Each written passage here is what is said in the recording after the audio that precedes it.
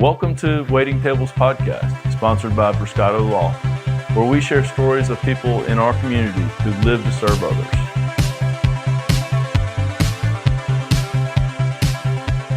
So, thank you for coming on. Yes, sir. Can you tell us who you are and what you do? Yeah, I'm Vic Zordan. I'm the police chief for the Monroe Police Department. Okay. Y'all been busy lately.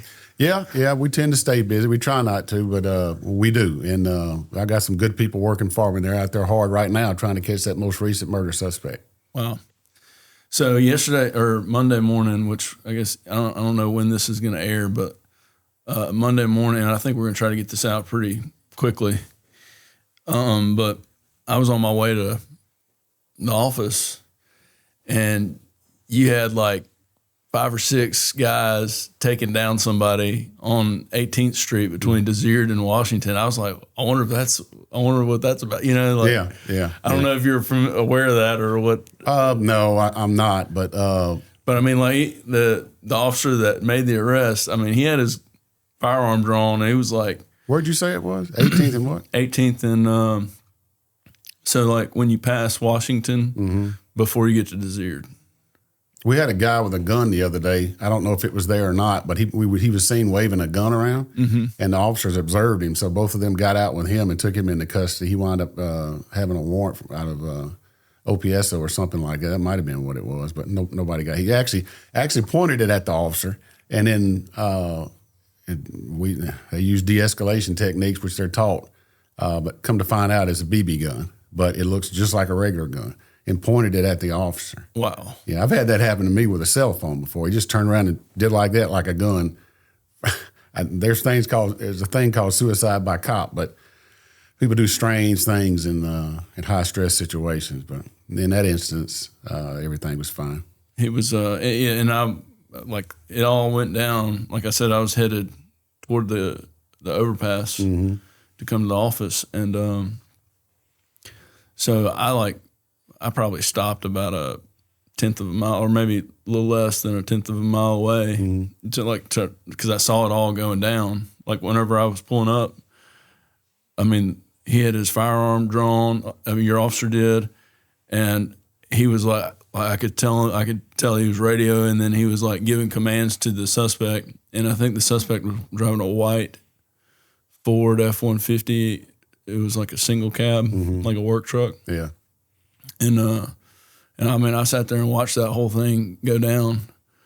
And I mean, it was the incident was the arrest, and that's all. Yeah. That's all there was to it. Yeah, we have a lot of good people and a lot of good training, but the good Lord watches out for us most of the time, because anybody in law enforcement knows, by the grace of God, I mean, they got us if they want us. If they're out there wanting to cause harm to a police officer, it's not hard to do. But thank goodness we've got laws in place that hold people accountable for that, so it kind of deters that. But we've got good communications. You can't outrun the radio, and we can get on that and have 20 or 30 of us from all over, or more than that, from all over the parish coming in, because we've got a good relationship with the sheriff's office and state police in West Monroe. But we're very fortunate at times, and we've got a lot of people that love what they do. So that's a good combination.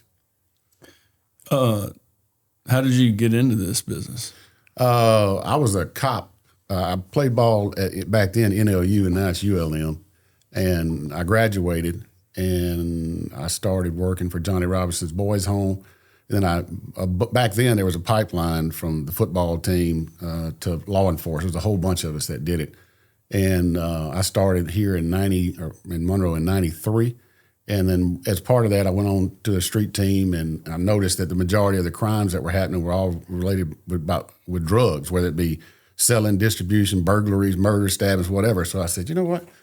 I think I'd like to do that full time. So I applied for the Drug Enforcement Administration and got hired with them in 96. I went to Dallas for 4 years, and then my partner and I, Daryl Cowan, came back and opened up the posted duty, is what they call it, with the Drug Enforcement Administration. It's now at Metro Narcotics Building. I opened it up in 2000, and I worked there for 24 years, or I worked there for 20 and 4 in Dallas before retiring and taking this job Halloween or November 1 of 2020. So that's how I got here. Wow. Yeah. What was what was it like in that? Like, how would you compare? Did you spend a lot of time in Dallas? Like you say 5 years in Dallas? 4. I was on what's called back then. That DEA has different missions, and back then it was local. Sometimes it's international, which is international now with fentanyl and stuff like that. But when we were there, it's all about, and I liked it because I came from a police department that did that kind of stuff. So I was on what's called a MET team, or a mobile enforcement team. So we would go. I did one in not Mount Pleasant. I did mine in, I can't even remember, but we'd go to the East Texas side of the east side of Texas, outside of Dallas, and we'd get with the local sheriff's department, task force, or whoever it was. And if they submitted a package to us that said, we've got a problem here, we need funding and we need resources. So we go in and do an evaluation. And if it was approved, we get a budget. And then basically what we did, it was 2 of us or 3 of us that would come in, and we stay week at a time, hotel, house we had in the middle of a field, anything like that, and work with the local agencies and make conspiracies and take them out of there federally, which is it's in certain areas that federal conspiracy can really be beneficial when you have problems with prosecution, when you have problems with judges, when you have problems with lack of funds and stuff like that. So we would do that, and I was part of the one in Terrell, Texas, and that was Robert Crawford. He arrested 101. We helped. That's 101 people, and the headline read DEA arrests 1% of the population, because I think it was 10,000 at the time or something. I don't know the math on it, but that's what we did, and for a long time. And then I got into training. I was a primary firearms instructor for the Dallas Field Division, and I covered Oklahoma and Texas, and I really enjoyed that. Got to put a lot of good trainings on for people all over those states, and that gave me a good background to come into here. And we just hit the ground running. We worked with the state police when we first got here, and then we got over in Metro's building, and where everybody's involved, and we put a lot of bad people in jail. So with firearms training, is that like I'm assuming that's not just pistols? No, it's everything. You're over. They call it. Our DEA calls it raids, where you teach SWAT and tactics like that. Firearms is a shotgun, pistol, and long gun, and shoot houses, raids, tactics, putting on schools, planning it. We go into different agencies and host a school, and it's basically like a SWAT supervisor school and stuff like that. It's just anything you can imagine we would do. Defensive tactics, stuff like that. Interesting. So y'all arrested 101 people in Terrell, Texas. Yeah, that was back in probably 99 or 98. What was the scariest part about all that? Well, I mean, the scariest part of any of it, well, we traditionally, now when I did my case when I got back here with DEA, I did an undercover motorcycle case with the Road Barons and the Satan's Tramps and one of the Scorpions out of Dallas. That deal, actually doing undercover, is, it's got its own challenges, but most of the cases now and back then, when we did one in Terrell, we're using a confidential source, so they would do it. So anything, when they're doing that deal and you're listening to it and it gets a little hairy and you're like, we're fixing to have to go save him, that's scary. And then ultimately the roundup days, I mean, I think we ran 13 search warrants or 16 in one morning. So you have that, that unknown that's in the house, you just don't know, and they're planning for it. We hit a house in Texas one time. We did an aerial photo, flew over it in a helicopter, huge house, and we couldn't figure out what the little dirt spots were. And they had fighting roosters, and each little rooster had his own house. So the dirt spot was like a dog walking around. So they had all that, and then they had dogs. There's a lot of stuff to worry about, and we wound up he was connected to a cartel back then, but it was a lot of different areas you got to plan for, especially when you get the more scope you have and you have to coordinate with people you really don't know. That's why DEA's tactics are set up. They do it the same way every single time. So if you go with another agent, we're doing a controlled delivery going from here to North Carolina. We get there and we had to do something tactically. We were trained the exact same way. I mean, you don't have the repetitions to practice with them like you normally would, but that's what we do. DEA here used to have a bunch of controlled deliveries. So state police, sheriff's officer, somebody would pop somebody with some dope, and then we would get involved, do the interviews, make the calls, call our people on if we could find out where they were going. We've take some to North Carolina, we've took them to Atlanta, several places, and then in the middle of the night when we drive the crook, the dope, us, all the way there, been up for 24 hours, meet with our counterparts there, They take it over there, and then that's what we do here. It's the federal government is the connection that gets you, that brings law enforcement together, because I know people in Dallas, I know people all over. You just get on the phone and you have those connections, which is beneficial when you're trying to put the entire organization in jail, not just a couple of different people. Would the DEA, and have you ever had any issues with like the local Leo guys? We like having basically corruption inside of their. Yeah, no, we on occasion, Daryl and I, my partner, we're very careful. It always is. That's the feds, the feds are this. We're Vic and Daryl. That's what we always were. We had a good relationship. Now, over the years, you'll hear one or two things about a certain guy, and we've never had any issues when we were dealing with anybody of a corruption in anything that we did. Mm-hmm. And if we got information that somebody might be a little speculative, we would work around that. So no proof on our end of anything like that we ever got. Like y'all weren't tasked with like taking down like local corrupt law enforcement officers. No, unless they were selling drugs. That's the good thing about DEA. It's in the name. We're drug enforcement. FBI, they've got their fingers in everything. They can money laundering, white collar, everything. Ours is money laundering, drugs, and gun. We if the gun's tied to the drugs, then you can arrest them for that. 924C, I believe it was. But so that's basically all we did, and that's why it's one of the only federal agencies that have a singular focus. ATF, it used to be alcohol, tobacco, and firearms, but they do the regulatory side of firearms when it comes to silencers and stuff like that. But DEA, it's just drugs. That's what we do, or what I did anyway. Yeah. Like now, as I mean, that's amazing. Like it sounds like it sounds like an interesting. It was, yeah, job. Mm-hmm. So have you ever yourself been undercover? Oh yeah, a bunch. I did a 1.5-year investigation when I came back here, and I used to have to hide, because it's smaller than town is. They see you at a gas station, you have to come up with something. I had to eat by myself. And when I was in East Texas, you had to.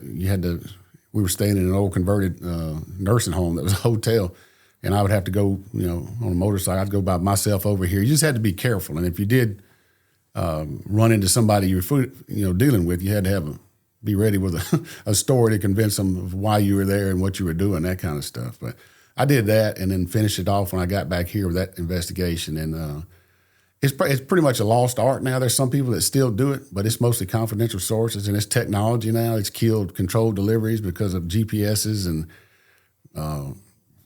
cameras and everything else. So the bad guy knows where their dope is. We can't lie to them and say they broke down on the side of the road, come get it kind of thing. So, like they have their own technology. Like the bad guys have technology. Yeah, they give them a phone. They're tracking them the entire time. They see you stuck it on 594 in Monroe, Louisiana, and they pull up Google Maps and it's state police troop headquarters. They go, something's up. It's different. It's kind of killed that, but the investigative part of law enforcement has really changed because we have to because of technology. You can do Title III or wire investigations where you listen to people's telephones, but people are so smart now they'll jump from one phone to the other. I've seen them use like PlayStations and Xboxes. They can communicate over that. All kinds of things now, all these different apps and stuff. But law enforcement can get that too. It's just different hoops you got to jump through. Figuring out which one they're using. Figuring it out. That's exactly right. Wow.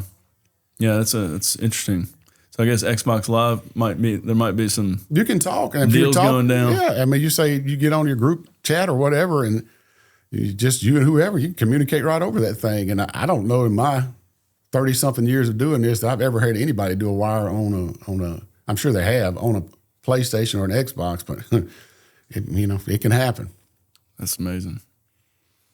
What do you see as like the connection with illegal drug trade and local crime? Well, we're not a source city and we're not a destination city. We're in between. Our sources are out of Texas generally. That's where our drugs come from, and destination would be like Atlanta, North Carolina, Raleigh, that kind of thing. But there are plenty of people in this parish that deal dope, unfortunately. And typically when we do it, it's coming from Texas, usually Houston or Dallas. And they'll drop some off here, and then we deal with that, and then we get the tie back into Texas or where it was going on the other end. But all of it's coming out of, not all of it, but the majority of it when I was in it was coming out of Texas and heading this way all the way up, and you get better prices. And of course, if you get, say you just take a pound of weed and you get it in Texas, say it's $200. It's here, say it's $600. The more risk involved. You get to North Carolina, it's $1,200. You make it all the way to New York, it's $2,500 because there's more risk involved. So it's just a part of the nature of drug distribution. It's just we're kind of like right in the middle, and we have an interstate that runs through the city. And now I'm learning that the bad guys, we used to find notes in their cars, and it would say, instead of just taking a direct route like if you were going on vacation, you would, they would go up through Arkansas, come down, do this, and they're avoiding hot areas where they know people are getting, pulled over, picked up. Well, now they're just asking AI to give them the best route around law enforcement, and it gives it to them, and it's accurate. But law enforcement is also aware of that. So you got to, once they go one way, we go the other way. So it's just interesting times. It's like a chess match. That's exactly right. Yeah. So I mean, what do you see? Like, so what's the connection to the local crime though? I mean, like take somebody that's moving like a bunch of marijuana. Mm-hmm. I mean, where's the crime coming from in that transaction?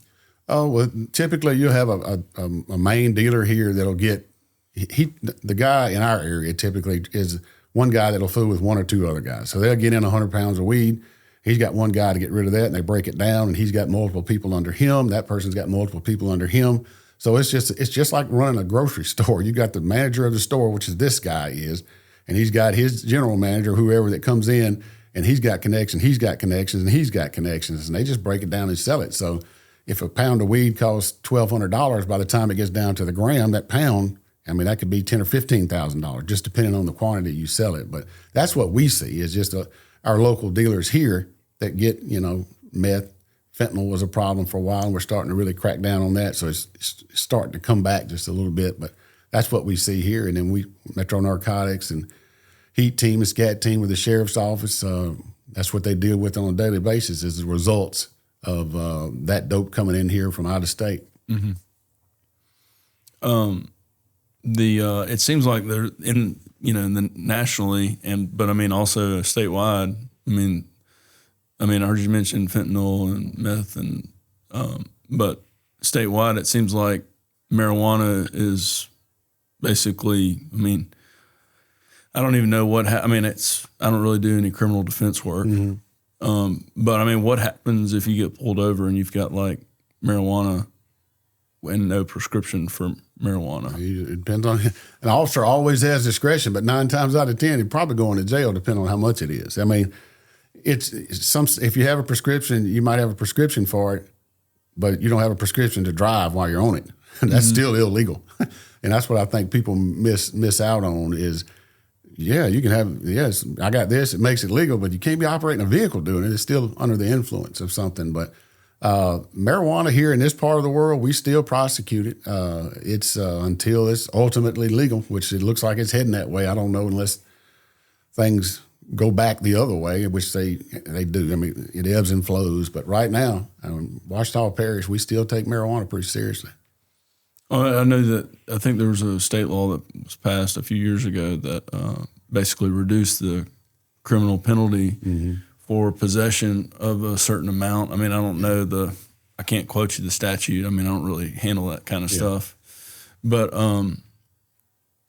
it does seem to be getting better. But I have been involved in motor vehicle accident cases where, intoxication was a component of what I was involved in. Yeah. And I would be kind of curious. And I don't know from your side of things where things stand, but is there an effort to develop some sort of, because the issue with marijuana is, somebody that's a regular marijuana, and this, I'm sure, somebody that's a regular marijuana user, if you draw their blood, a couple of days after they last used marijuana, they're going to still have it in their system, especially if they're frequently, a frequent user of it. Mm-hmm. So they may not be impaired, but they may have the substance in their system. Is there anything that's being developed to assess that or address the issue of, whether or not somebody's actually impaired, or like, let's say there's a fatality and you draw blood, or just some other reason why you suspect that there's an impairment there? Yeah, I've never been a traffic guy, but I know they have standard field sobriety. So anytime, especially if there's a death involved, our traffic units are usually the ones that we issue, that we dispatch to handle those, and they've gone through extensive training. But they get there on the scene. If the person's still there, they go through standard field sobriety tests with the eyes, the walk, and the alphabet, that kind of thing. And it's an automatic blood draw if somebody is dead or serious injury. And a lot of times, if you don't suspect something at the scene and the person's not a flight risk, but because it was a serious injury or fatality, they pull the blood and the blood comes back, whatever, and it's above an illegal limit, then we'll get a warrant for them at that time. But it's all an assessment of what goes on out there by those guys. They put a lot of time into that training. They have a training day every month, I think it is, and then it's just how the way they work those crashes, and they make the marks, and they got the computer stuff that does the gouges and the strike marks and all this other kind of stuff. But that's basically what they do if somebody's suspected of being impairment. We'll go right to the basic standard field sobriety test, and then draw the blood if it's a significant injury or death. Well, with regard to the violent crime, I mean, what do you see as being the main catalyst for, I guess, what's causing it? I mean, why are people shooting each other? I wish I knew. Our problem is young people with guns. That's the problem. When I've been fighting drugs my whole life, and I told my heat team, I said, don't send me a picture of you got the celebratory picture you always put with the dog with the drugs and all this. Hey, we got this.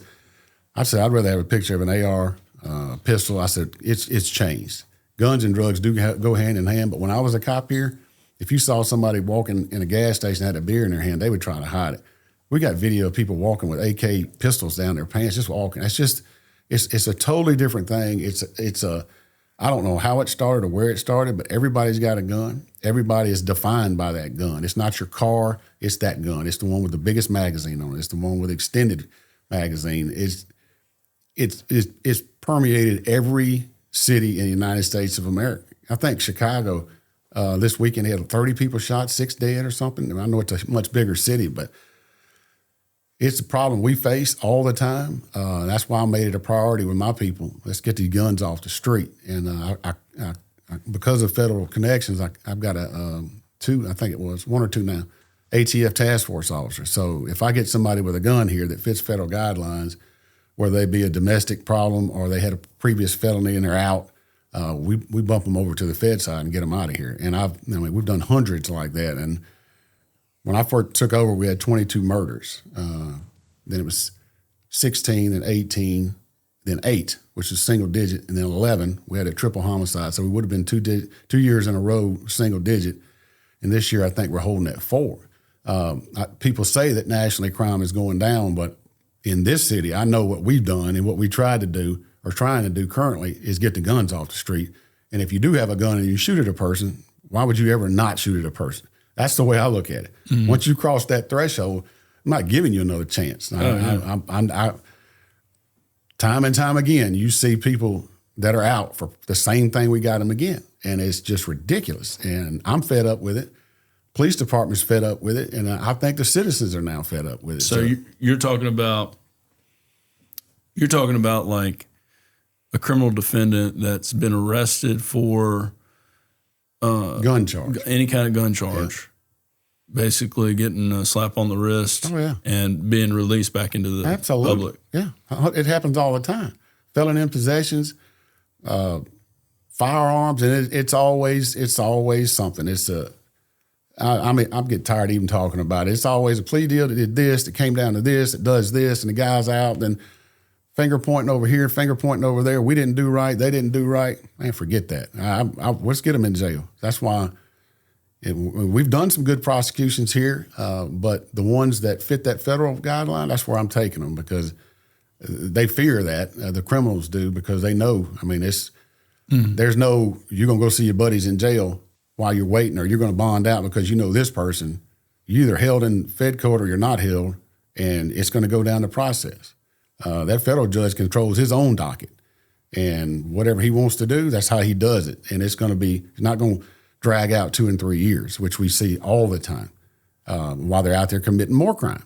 And I hate to say that, but that's a fact. If we would keep people in jail that did it the first time, we wouldn't have to deal with it the second and third time. So in 2014, I think, 2015, something like that, I started practicing law in 2013. And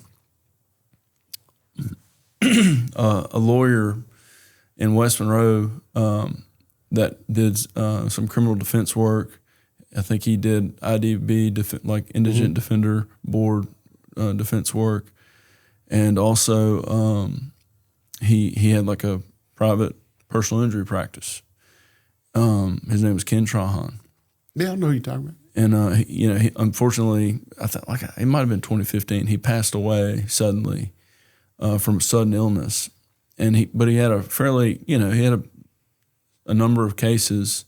And whenever that happens, the Supreme Court appoints a lawyer, and they call that lawyer a curator, to go into the decedent lawyer's office and determine, what kind of representation cases that he had, like private cases, and then that lawyer will try to basically find another lawyer to take on those cases.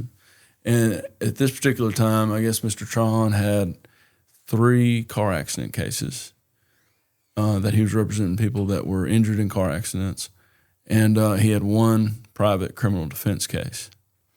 And the private criminal defense case it was an attempted second-degree murder case that happened at Parkview Apartments.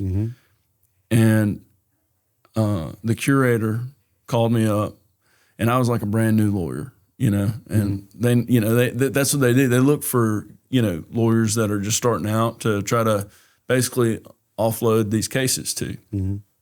And so I was a brand new lawyer, and he said, look, Mr. Trahan had 3 car accident cases. We know you want to do car accidents, but he's also got this 1 private criminal defense case. And the defendant paid Mr. Trahan, X amount of dollars. And so the bargain that we want to try to strike with you is you can, we'll refer these car accident cases to you, but you've got to represent this criminal defendant basically on a pro bono basis, so that Mr. Trahan's estate doesn't have to pay back that $5,000 to the criminal defendant. And so I agreed to do it. And that's really the first and only attempted second-degree murder case I've ever handled. Well, I mean, that might be a good thing. It used to be when I got here, Parkview, we worked close with Standard Enterprise, who runs Parkview, and a lot of other things. It was one murder after the other down there. It almost got back to the way it was back in the 80s or in 90s. And we started working with them, and I don't think we've had a murder in Parkview in 2 years. Wow. And there was, that's something. It's something. It really is. And they created an off-duty detail that we work down there now. We're communicating with the management about who's in the apartment, who's not, instead of somebody subletting it for drugs. They're doing their part by kicking people out that are not held, not doing right. We constantly send them emails, and if somebody got in a stabbing or somebody got in a fight, we try to give that to them so they can act and get them kicked out of the apartment. So we're very proud of that public that relationship that we have with them, and anything we've asked, they're fixing to we didn't ask for, well, I think a long time ago we did, but I think they're in the process of putting a big gate or something down there that's going to be, got technology in it. It's going to work a lot better and hold people accountable for letting people in. They'll know if that person is associated with that other person that came in and did a crime or something like that. So we're very happy with that, and that's a kind of a thing we point to is if you're having a problem in an area, let's work with the people that run it and let's sit down and talk about it and see if we're both willing to, do our part. You can really make a difference, because Parkview was a very dangerous place at one time. So how many murders a year do you think would come out of there on average? I think you're getting 5 or 6 a year, and that might have been a conservative effort. There was one in particular that when I first got here, it was a dope deal gone bad, or they were trying to rip him. So the guy's standing here like this, talking to this guy, and as soon as the drug deal is done, he just takes a gun and shoots him. And the other one comes around the corner, starts shooting here, and they're running, jumping over cars. You mean the dope dealers aren't honest? And they don't. No, there's no love in that game. They need a court system for those dope dealers. Y'all need to handle this peacefully. 100%. But the more you hold them accountable, the more you put them in jail and big time and big sentences. We had gangs here with two of those the rival leaders, both of them in federal prison right now. And there'll be some young ones that try to come up and take it, but when they see the guy they looked up to, he's gone for 10 years and not down at OCC. He's in Seagoville, Texas, or Jackson. Whole different ball game. It starts having some weight against it. But we stay after them. So our detective division, heat division, patrol, the amount of stuff on a day-to-day basis that a police officer takes directly from people they're dealing with, media, or anything else, for them to still have the desire to want to go out there and do their job at the level they're doing it right now is really encouraging. And we've got some really dedicated people that take it serious in this city when somebody gets killed or hurt or somebody steals something. They care about it. And that comes down to the evaluation of the individuals that you have and who you can put in the right place to be, successful in that position. So I think we've done a good job of putting people in positions to be successful and then giving them the things that they need to do their job. And the mayor has told me, he said, keep hiring. So I think I'm at 134, 35 officers. I think I came in with 109. Wow. And I want to get to 150. That's what I want to get. There used to be over 200 officers in Monroe Police Department. When I was here, I had over 200 officers. Wow. Crime has not gotten less. And then you dropped 100 officers. So that's one of the battles that every police agency is facing right now is recruitment. And we've done really well at it. We're putting 6 to 8 people in every academy. And there's some things that we did to be able to make it more attractive to be here. Monroe was the go-to agency back in the 80s and 90s, and I'm trying to bring back that pride. And I think we're well on our way to being able to do that. And it's leadership and accountability at every level. So I think we're in a much better place than we were, in 2000. It was a sinking ship. 2020. Well, it seems like you're very much aligned. I mean, just from I'm just an outsider looking in, watching press conferences and just paying attention to the local news. But it seems like your office is very closely aligned with our mayor's office, and that y'all are working together and y'all are on the same page, and y'all seem to be like in this, as a team. And it hadn't always been that way for the mayor in Monroe, for the mayor administration to be super well aligned with whoever the police chief was at the time. Yeah. It's a benefit. It really is. And when I went you have to go to police chief school. It's a week-long school when you become a chief. And I didn't even realize it. But there's probably, 100 of us in there. And they said, put your hand up who's elected and who's appointed. I didn't even know they had elected chiefs. So you've got a mayor who run for election. You've got a chief who run for election. So that can really start butting heads on who thinks they're more important. But I'm appointed by mayor, and I'm a loyal, dedicated guy. And I'm going to do what I told him I'm going to do. And he's giving me everything that I need to be able to do that with the men and women of this police department. So he ran on lowering crime, and I'm the direct descendant of that. If it's lowered, we're doing right. If it's not, I'm doing bad. So that's why we try to stay ahead of trends and things that are going on. And the most recent homicide we have, where we got plans in place to fix that as well. So I was going to finish the story about my Parkview case. Mm-hmm. And because I think that this is still part of the problem for me, it helped me basically resolve the matter very successfully for my client. My client was a convicted felon. His felony conviction was a drug-related charge, and that made him ineligible to possess a firearm. They didn't have so he allegedly there was a shootout at Parkview apartment, and the defendant who I represented was reported by the Monroe PD to have shot the victim, and I would use that term loosely, in the chest, and then he fled the scene, and then they later called him somewhere, or actually he turned himself in because he had a warrant out. But they never had him, like he didn't have a firearm with him whenever he turned himself in. The firearm was never found. The victim, quote unquote, we had a number of hearing court dates, and the victim never showed up to testify. I mean, he got shot in the chest. Never showed up, allegedly. Never showed up to testify. Yeah. So, I go to the prosecutor, and I'm like, let's go to trial. I mean, you're going to have the police officer testify, but he's not going to be able to produce direct evidence that he saw this man shoot the other man. And then you're not going to find the victim because the victim ain't going to show up. And that, I mean, basically, I think my client pled to simple battery. Yeah. And about right. And no felon with a firearm. So, I mean, he had zero exposure as far as incarceration because he'd already served. When he got arrested, he was incarcerated at OCC, pre-trial detention. So, I mean, he'd served way over whatever the worst sentence could possibly be for a simple battery. Right, yeah. Yeah, I see what you're saying. So, I mean, he just walked. Right. Yeah.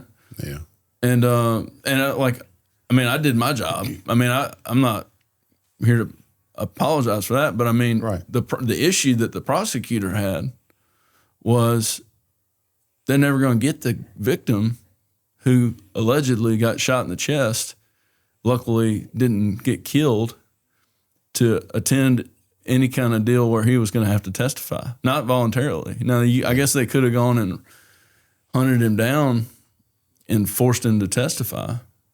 I don't know what that would have looked like because I never even heard the guy speak about it, or I had no idea. But I'm assuming that problem still exists. Oh yeah, nobody wants to tell us anything. We're breaking those barriers down right now by some of these community relations programs we have with our ICANN program and our Impact program and our HEAT team. They get out and they play with kids. They got footballs, frisbees. We're trying to, and that's what we've been trying to do, is build up that relationship again so people can tell us.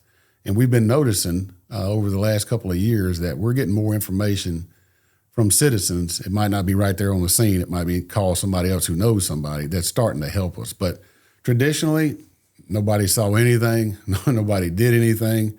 Why are you here? I mean, that's basically what it is. But we're seeing those instances of cooperation starting to go up for us. We're very, very, very pleased with that, and that's a trust issue with us. So if we ever have somebody that violates it, that sets us back. So we don't want to violate that. We want to be confidential in every matter. People don't believe that Crime Stoppers is 100% confidential. That 388 CASH, CASH. I've had defense attorneys in police academies tell Citizens Academy tell them, we tried to get it. They can't get it. They don't know who it is. And you can get money that leads to felony arrest, but they don't even trust that for some reason. But so if I knew where the shooter from the recent murder, was it Saturday night or was it Sunday morning? Early Sunday morning. Sunday morning. If I knew where that person was right now, and I called 388 cash, how much cash would I get? I think it's up to $5,000 if it leads to a felony arrest. It might be $2,500 to $5,000. They can make it go up if it's something. Somebody. Can we have a negotiation? Yeah, probably can. I'm sure. Josh Sanson, Sergeant Sanson, he's the one that handles it for us at the police department, And he gets tip on his P3 line all the time. People come in, and, I mean, they give tips anonymously, but it's if you know it has to lead to the arrest. Like if you said he's right there and they go and get him and he's arresting him and is that guy, they'll get you your money. They'll send a code to the bank or wherever, and you just go pick it up. So if this would be an interesting thing to know, how much money have y'all paid out on 388 cash? Oh, I have no idea. I don't even know their budget. It's they've got their own board. And Sanson meets with them I think they meet monthly. And I'd have to ask him. I don't even know. That's a good question. It'd be a good thing for people to know. Like, hey, we've actually paid out, $100,000 this year, and or whatever, whatever it is. I'll find out. That's a good question. Well, who knows? Maybe this conversation will lead to something for you. Absolutely. Yeah, I mean, I just think I guess the thing that's perplexing to me that just I don't understand about the violence and the shooting and the guns and whatever. Like I got guns everywhere. There's not a gun in this room, but there's a gun in this building, But I mean, I'm not running around shooting anybody. I've got that for my own, personal protection, and I mean, I don't have any like special training or anything, but I mean, I feel like if I needed to do something with it, I feel like I would know how to do it. But I mean, and I've always had guns, like, from the time I was 16, 17 years old. So I guess I just don't understand, like the gun, the gun's not pulling the trigger. What is it? What is the catalyst that's making the violent act? From my my experience, it comes down to one word: respect, or the lack of disrespect.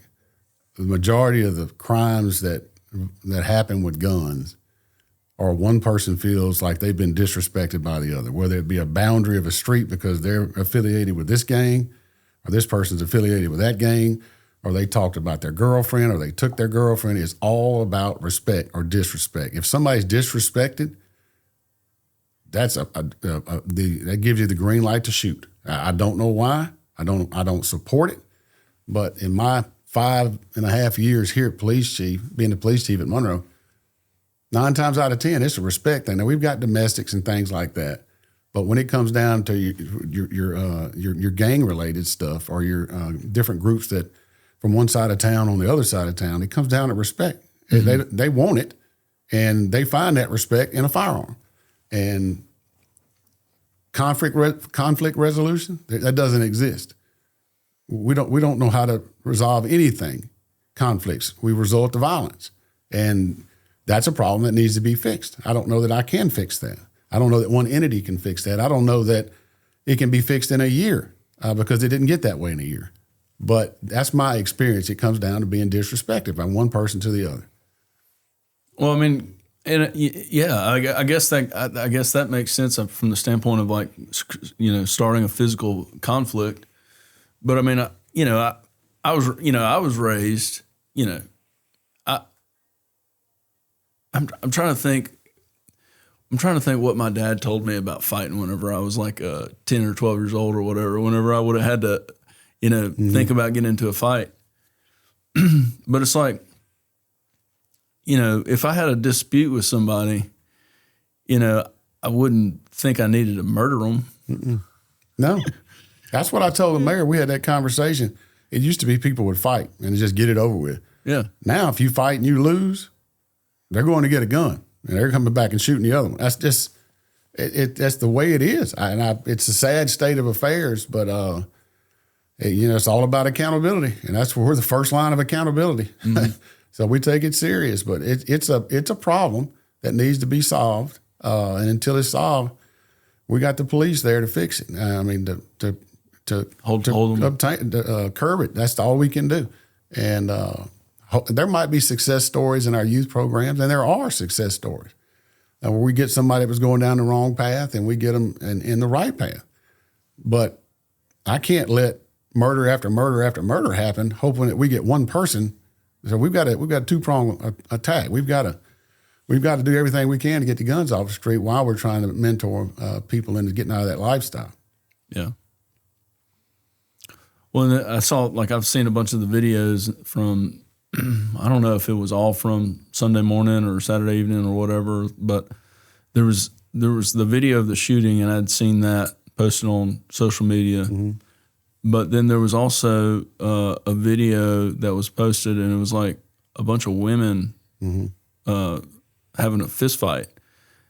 Was that the same at the same location, and was that related to the shooting, or do you know what I'm talking about? I know what you're talking about, and I knew originally that there was females fighting, and then males started fighting, and then the gunshot. I don't know if the one you're talking about, and I saw it, I don't know if that's the one that was there or not. It seems like it would have been because it's all in the same time frame, but that's another issue we fight, is social media. Why are people filming that? Because they're making money. Why are people walking around Monroe on YouTube saying, I'm walking down the most dangerous city, and it's about money. And the more likes and views they get, the more money they get. And we're in a society that would rather film you getting shot than help you or prevent it. Mm. And that's a sad state, but that's what we're in. And if it seems like that if we don't get in a fight, it wasn't a good night. I don't know how that is a good thing or not. I don't want to fight anybody, but we're going to film it. We're going to put it on this site, put it on this site, put it on this site. We're going to get views, hope one of them goes viral. I'm making money. And that's as sad as selling dope to me. I mean, it really is. It just doesn't make much sense. I mean, yeah, I agree with you.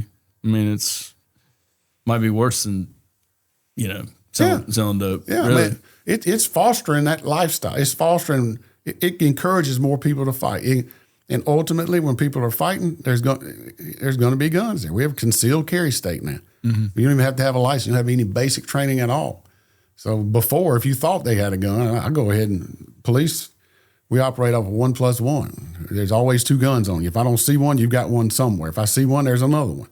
So I operate like that when you're looking at these types of situations. There's guns. And the person holding it, does he have the wherewithal not to pull it out and shoot somebody? Mm-hmm. I don't know. It seems like we're losing that battle, but that's why we're here doing what we do.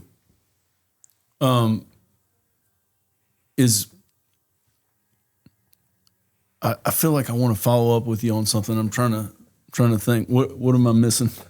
Real quick, while you think about that. So Baton Rouge, this is the last 40 years, if these numbers are accurate, but Baton Rouge specifically, over 2.3 million in Crime Stopper. Oh, wow. I can text you. Yeah, let's find out. I think that's a good little thing for people to know.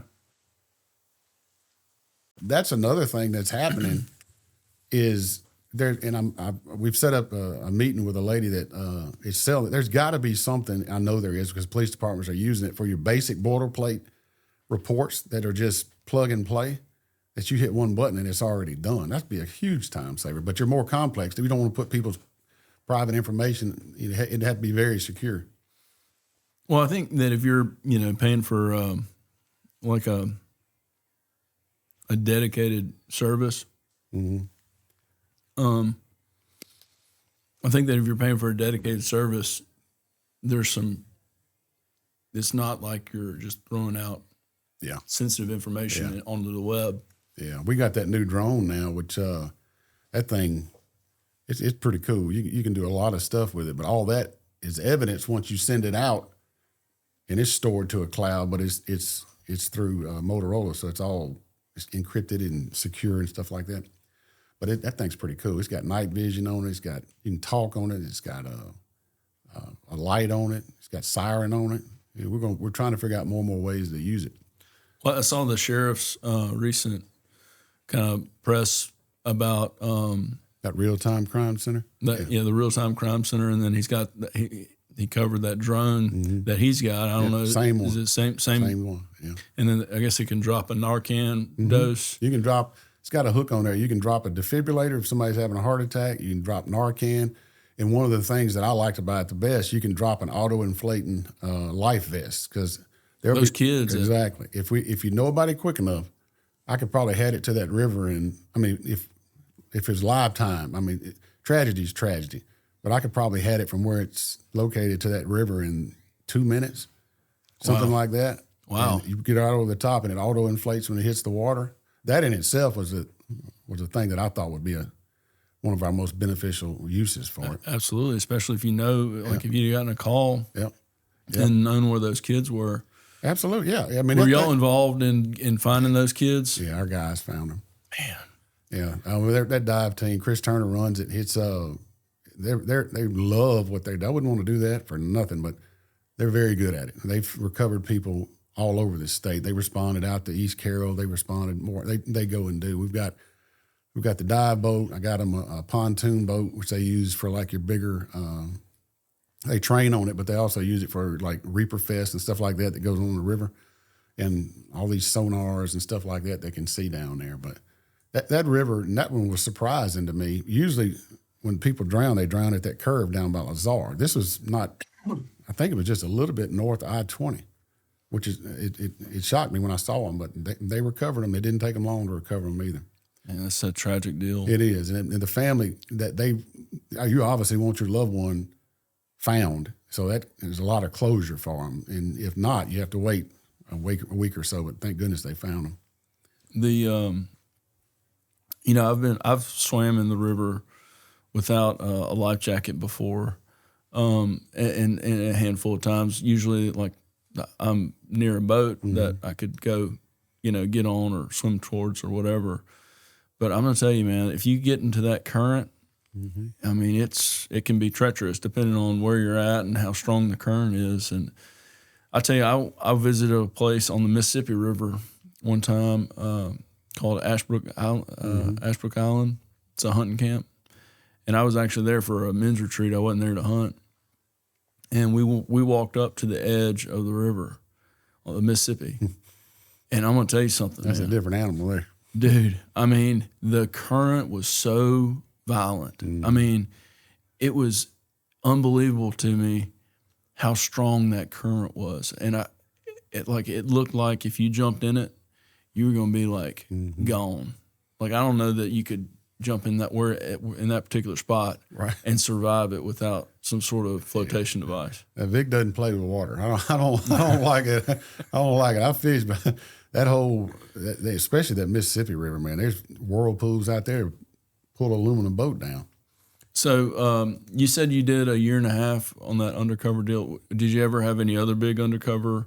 Well, when you do something like that in this town, everybody knows who you are right after it happens. So I would hit and miss. I would help Shreveport because our boss back then, Daryl's the boss now, but our boss back then, well, he's the boss now, but it's in Shreveport.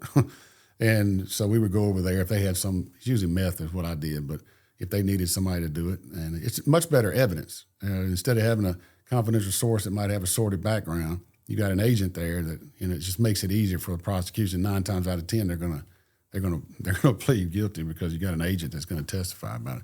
Did you ever feel like you were very close to being discovered? You always think that, but you got good senses that way of discernment, and if you're there about 15 seconds, you know whether you're all right or not because they can't hide it. And I've been offered lines of dope, and you got to come out. You got to have creative ways not to do that dope. But I'm in this motorcycle shop with these 3 people, and their cultures, they have guns all over them, and then you just come up with something clever to say, and they either believe you or they don't believe you. But I did one in East Texas one time. They were trying to bring me into a room. This was the first buy. And I got to feeling weird about it. It's a room. And he was sitting here. He had the dope on the table in front of him. Had 2 people. And there's another guy back over there laughing. And there was no way out of that room other than, I said, nope. I backed out of there. We did the deal outside. And they said, you're scared? I don't care what you say. I just didn't feel good about that. So you'll know when you're in that situation. Bad guys know too. They get a feeling for it. But I've had some calls like that because East Texas, everybody's got a gun in East Texas back then, and I'm sure it's even worse now. 9,725.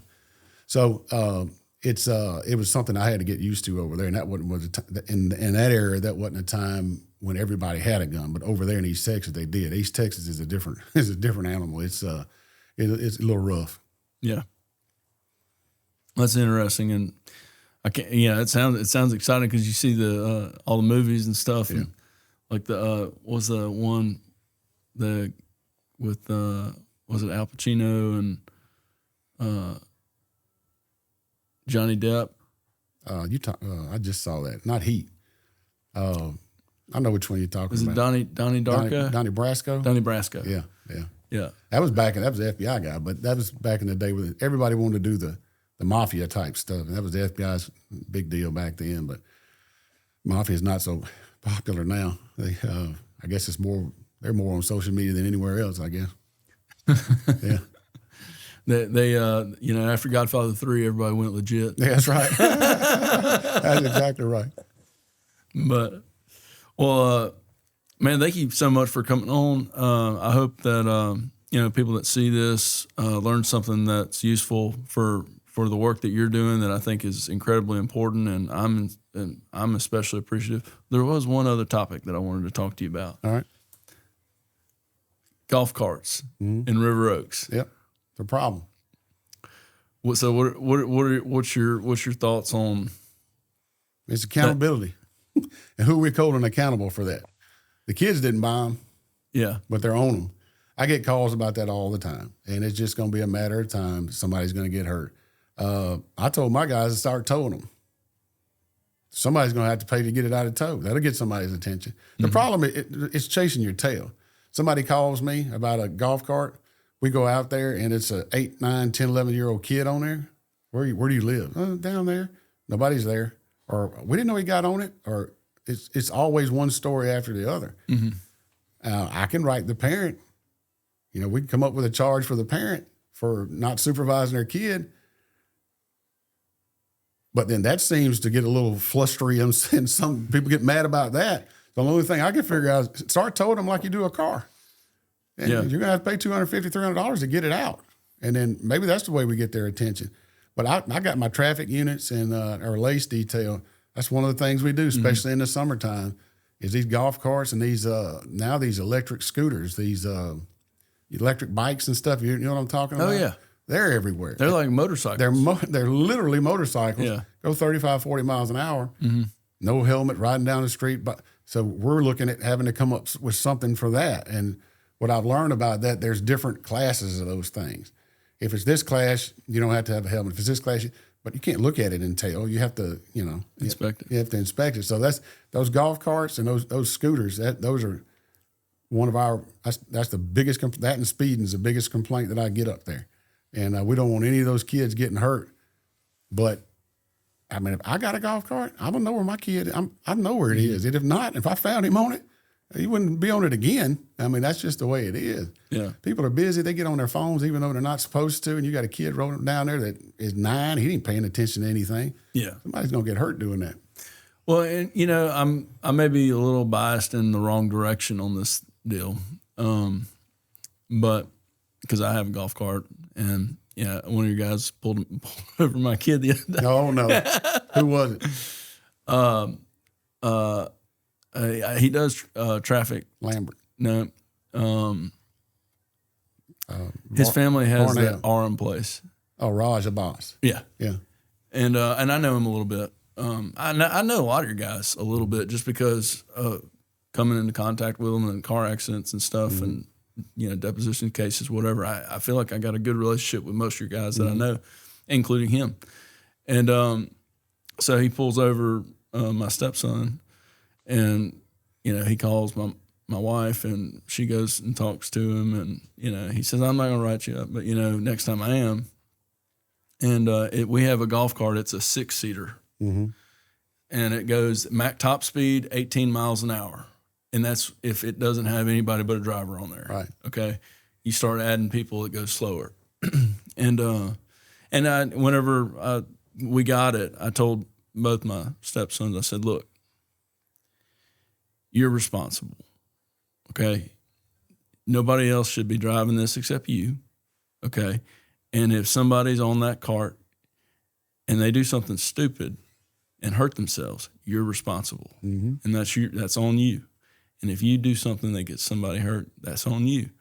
And so if you're coming to an intersection, you need to come to a stop. You know, if you see a car coming, you need to let that car pass you.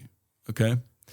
And I said, because there's going to be some people that don't like the idea of you driving this thing around. Mm-hmm. And I said, but here's where I'm at with it from a safety standpoint. I think it's safer than a bicycle. I think you can see it from further away.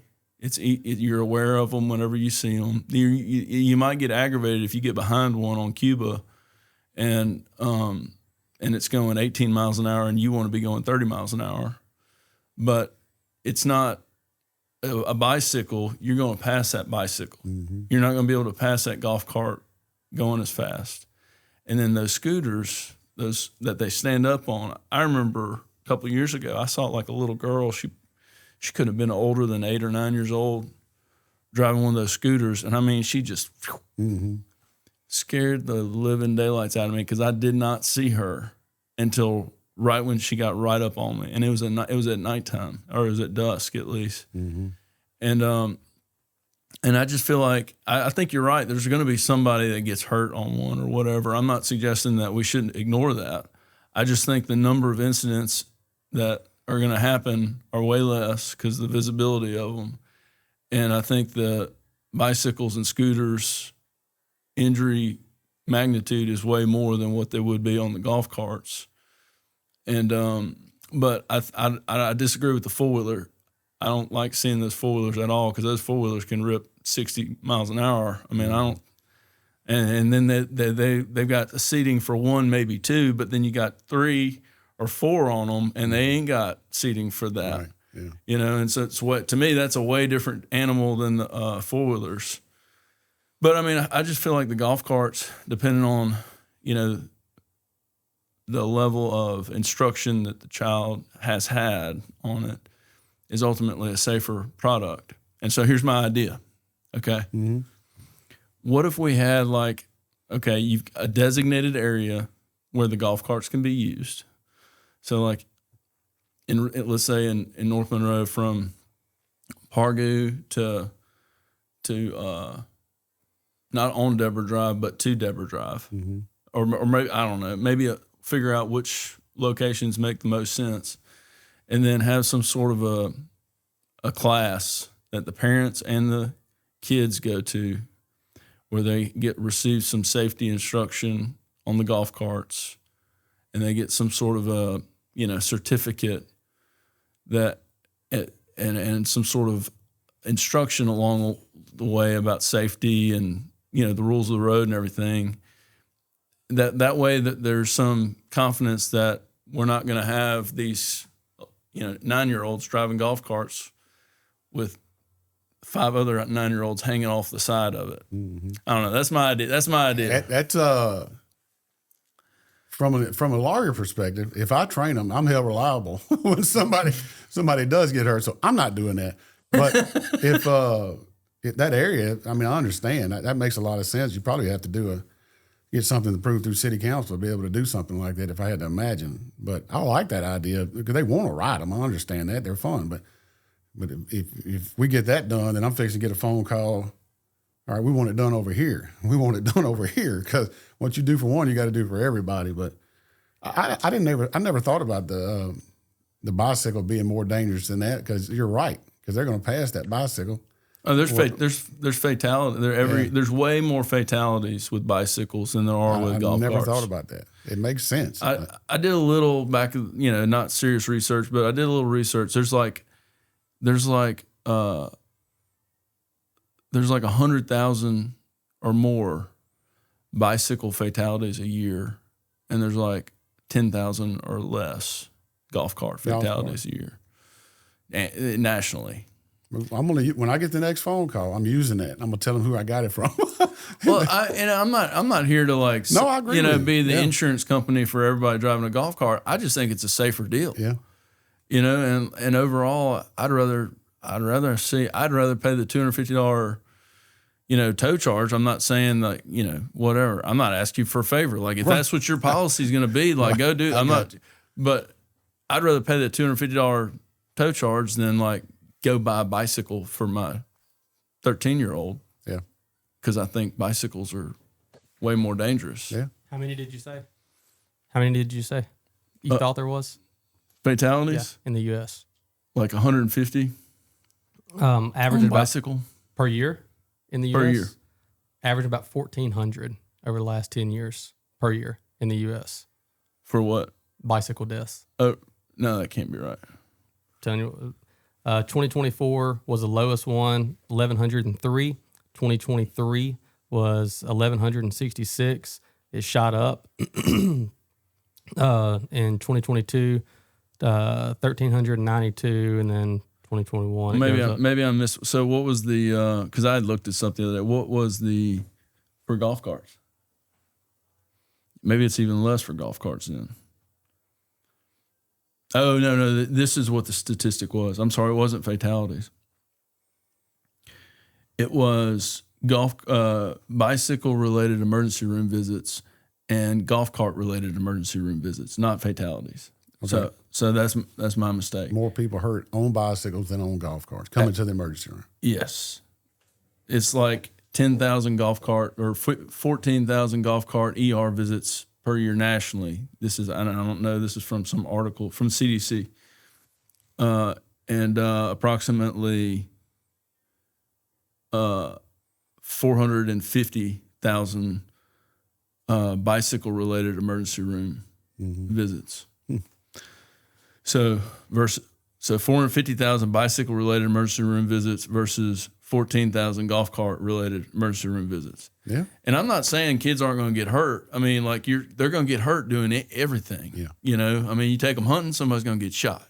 You know, at some point, I mean, the worst possible thing could happen in any given circumstance. The only thing that maybe can reduce the risk of that or reduce the magnitude of that is the education component. And so, I mean, that's why I thought We do it all the time. We could host I get my traffic guys. We could advertise it. We can host down at Public Safety I'd have to talk to the legal department about it, Brandon, but host a common sense training for golf carts. As long as it doesn't get interpreted, I'm allowing them to ride on the road when it's illegal. But I think we could do something like that. And I think like, and that's what I say, like, I'm not suggesting that they should be not held accountable at all by any means. The opposite, actually. I'd like to see it. If my stepson did something that was totally boneheaded, get him. You know, because I don't want him thinking that he can get away with being dangerous or having risky behavior.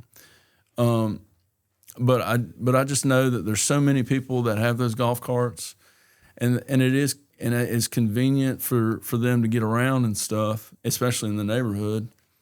And I also think though that I think it's actually safer. I think it's significantly safer for them to be in a larger vehicle that offers at least some amount of protection versus in a bicycle where if they get clipped, by somebody that's texting.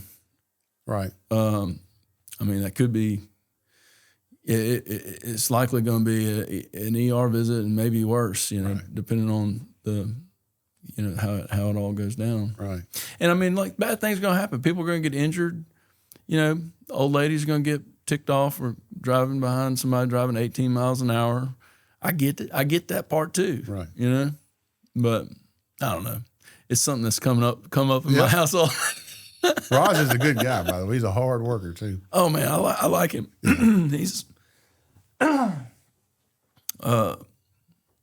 I've had 2 concrete trucks do a right here. Yeah, right here. Dump over on, and the second one was worse than the first one, but the first one Raj worked out, and he was real nice and professional, and I appreciated my encounter with him. I felt like it was and he he speaks like 5 languages too, or 6 languages, I think. He's very, very, very smart fellow. Yeah.